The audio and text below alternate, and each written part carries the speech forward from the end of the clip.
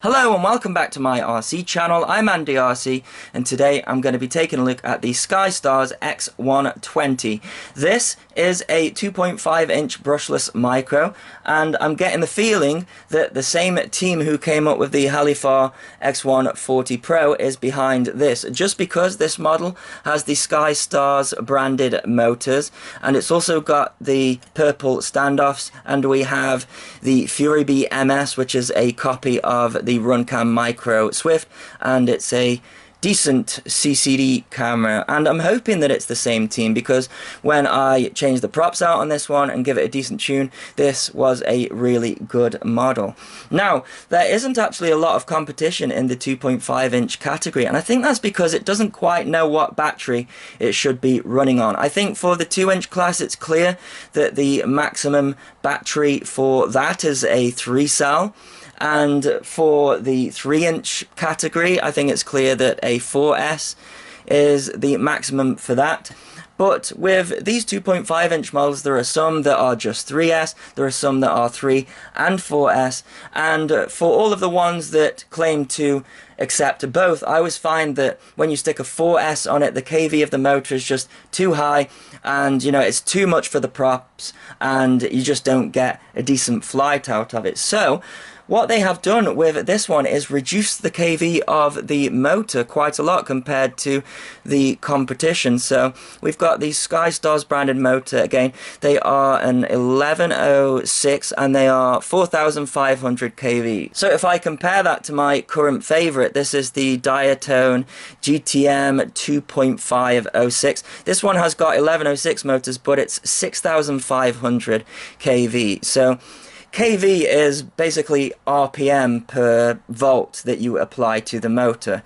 So that is without the load of the props. So what we can say here is that if I take a 3-cell battery here and under load, that's going at around about 11 volts. If I times that by 6500 kV, then that comes to 71,500 RPM.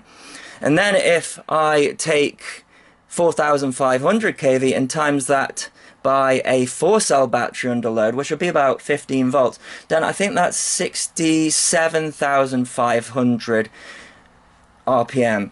So actually, with a 4-cell battery on here, we're getting slightly lower RPM than a 3-cell on this one. So this one will support a 3 to 4S battery, but actually it's going to be best on 4 cells, and I've been using these 650 milliamp GNB batteries. I did try a 550 milliamp, but it was a little bit gutless on this, and I've actually been favouring bigger batteries, because you would think bigger battery means heavier, but actually it means it can provide more amps, and they actually perform better on the bigger battery. And I know it's quite a large battery for this copter, but you're going to have to take my word for it. It flies really nicely on this. So it weighs just over 85 grams without a battery.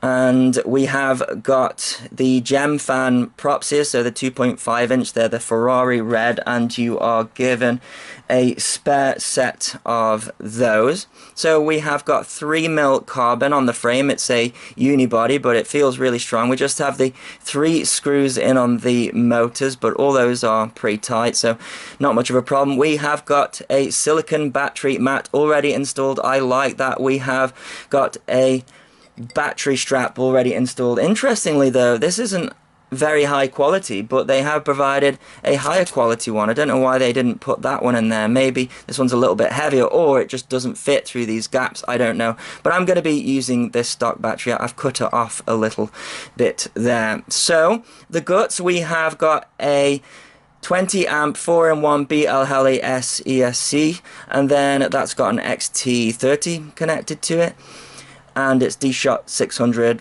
compatible, it's set up for that. And then above we have got the Omnibus F4 flight controller with a built-in on-screen display, and we have got a switching VTX at the top, so it's 40 channel. I think it's the same or very similar as the one in the X140, just a single button, and it switches from 25 milliwatt to 100 milliwatt to 150 milliwatt, and it's got the antenna just directly soldered. It's a sleeve dipole there, and the receiver, so it comes in various receiver options. This is actually the FlySky 2A version, so I'm going to be using the FSI 6 with this, so I've got the extra channels there, and that seems to just plug directly in there. So yeah, a lot of plug and play here. It looks really neat.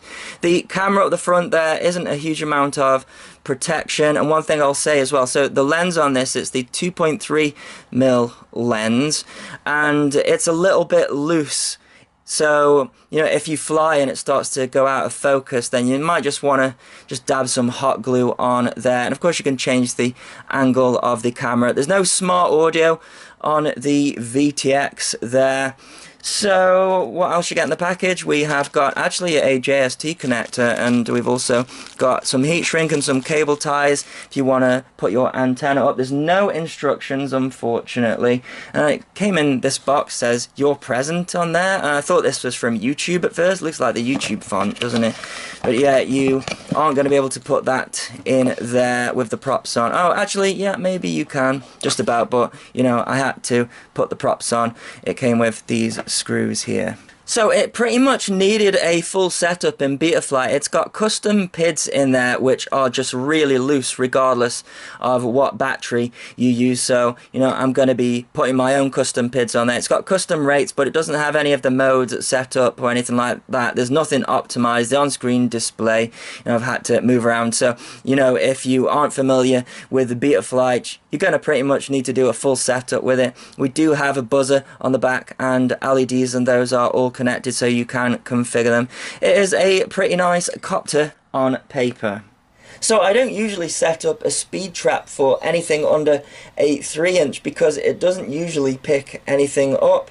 And I so wanted to find out the speed of this one because it did feel extremely fast, but just as I suspected, sadly, it was too small to pick up a reading. I will say though that from doing so many speed tests, I think this one is doing around about 90 mph, and I think this is the fastest 2.5" model that I've flown. So let's try to figure out why that is, because looking at the figures on 3S, the higher kV models should be faster. However, what I think is happening is that on a 3S LiPo, the voltage sag is higher than on a 4S, and at this battery size the 3S can't provide enough amps to get the motors spinning up to speed. So I actually think that this Skystars model has hit the perfect balance in kV against this 650 mAh 4S battery, and even when the 3S models should be getting higher RPMs, in reality when you stick a prop on them and try to run the high kV motors, a 3S battery can't cope, and a 4S battery overpowers the higher kV motor and just shakes it to death. So while I do still like those other 3S 2.5" models, I think this one has completely hit the sweet spot in terms of performance.